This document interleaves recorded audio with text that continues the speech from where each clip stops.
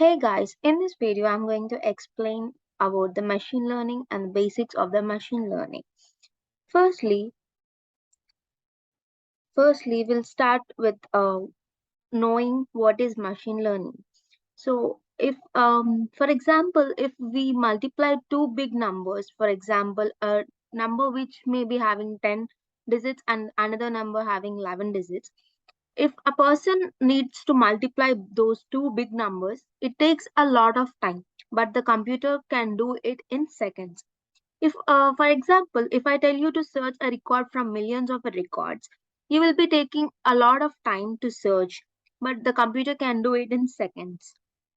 And like, what can the computers do to do and that humans cannot?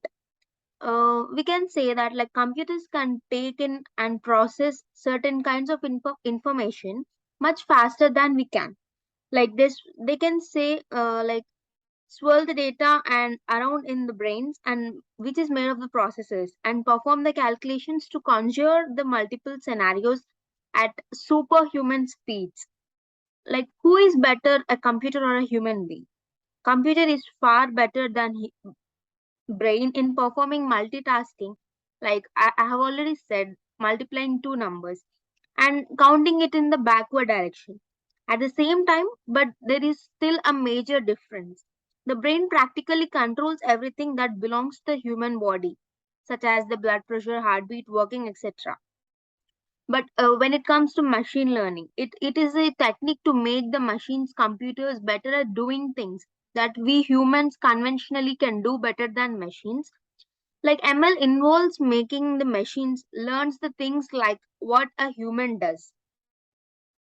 But it is a simple neuron models. Like it has an input layer and it might have any number of hidden layers and output layer.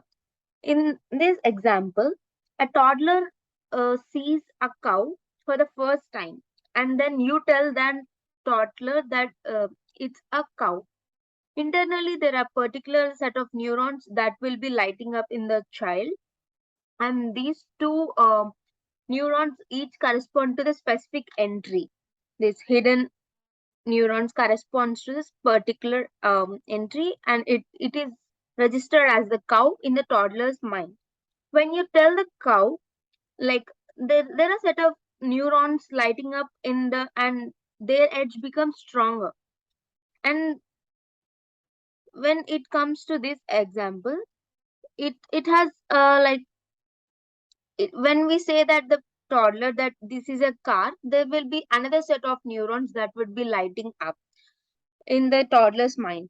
We can also show different kinds of cars or different kinds of cows that exist in different colors, and there might be different set of neurons that would be lighting up, which would match with the output.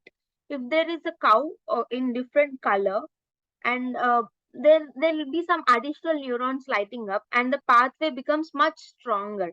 If the cow is in red color, for suppose, there will be lighting up an additional neuron and it will be setting the path to the cow, and the path would be stronger now.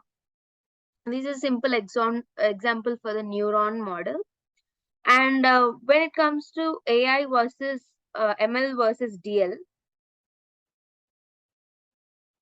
AI enables the machines to think, and ML is a subset of AI. But ML provides the statistical tools to explore and understand the data. And DL is the subset of ML, which can make the machine learn how humans can learn using the multineural networks to mimic the human brains.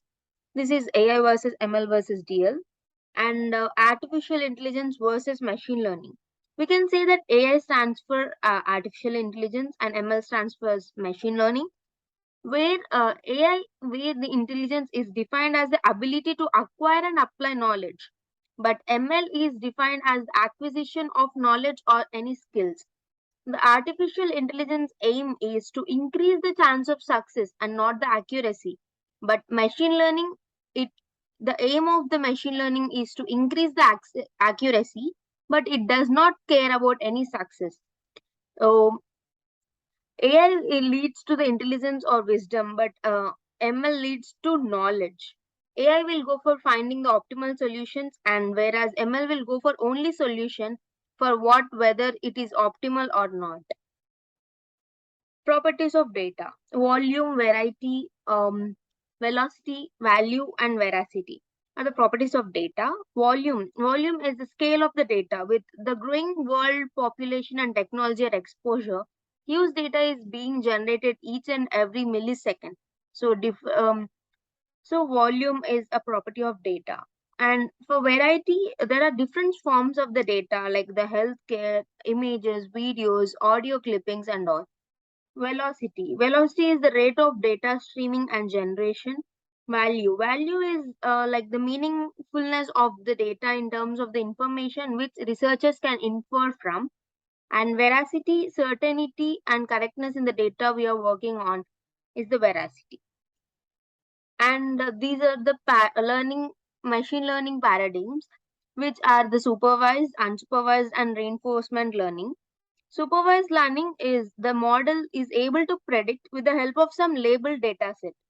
Labeled data set is like the data which you already know the target answer. Like showing you an image of car and telling you it's a car is a labeled data. So and showing you an image of the car and not telling that it's a car is an unlabeled data. So we tell it's a spoon and knife based on its like their features like the shape, size, sharpness, and etc. Supervised learning learn through the examples of which we know the desired output, like what we want to predict. And supervised learning has like the classification and the regression, like the output would be a discrete variable, and the output is continuous in the regression. And for the unsupervised learning, like when we given a data set and we have to discover the patterns in the data, like there is no desired output that we are looking for, right?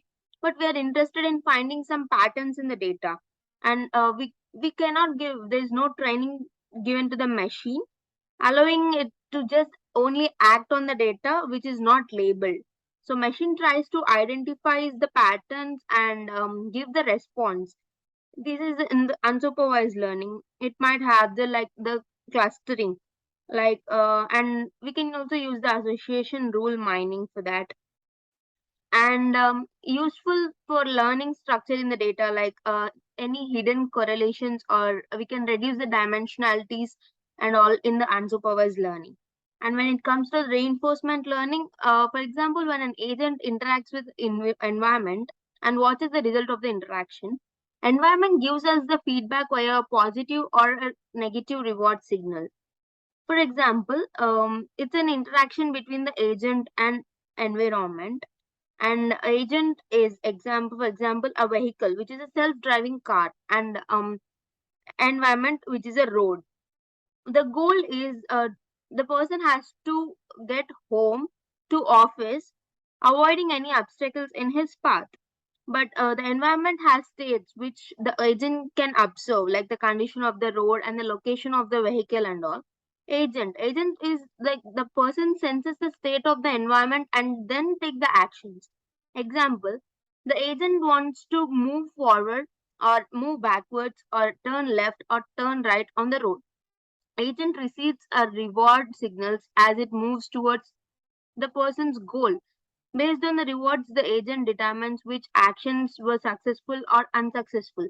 So, repeating the states or actions and rewarding the loops the over and over until agent learns to operate the effective path in that environment. So, the agent